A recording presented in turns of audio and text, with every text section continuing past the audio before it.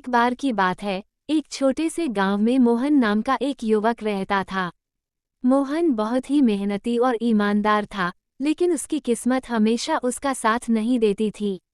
वो चाहे जितनी भी कोशिश कर ले, उसे सफलता नहीं मिल पाती थी। एक दिन मोहन बहुत निराश होकर गांव के बाहर एक पेड़ के नीचे बैठा था।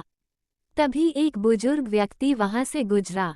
उसने मोहन को उदास देखा और पूछा, बेटा, क्या हुआ? तुम इतने दुखी क्यों हो?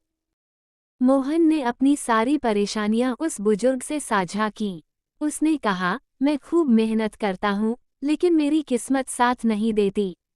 लगता है कि मेरे नसीब में सफलता नहीं है।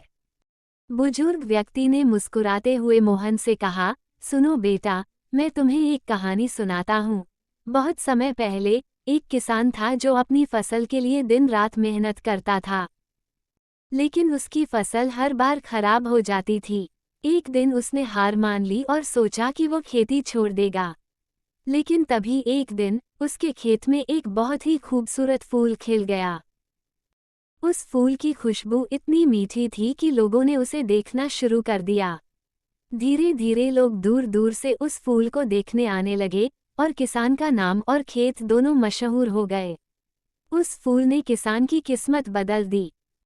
बुजुर्ग व्यक्ति ने मोहन से कहा, किस्मत भी तभी साथ देती है जब तुम हार नहीं मानते।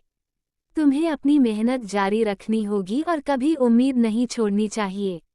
क्या पता तुम्हारी सफलता कब तुम्हारे दरवाजे पर दस्तक दे दे। मोहन ने बुजुर्ग की बात समझ ली और उसने फिर से मेहनत करना शुरू कर दिया। उसने अपनी हार को अपनी प्रेरणा बना लिया। कुछ समय बाद उसकी किस्मत भी बदल गई और उसे एक अच्छा काम मिल गया, जिससे उसका जीवन संवर गया।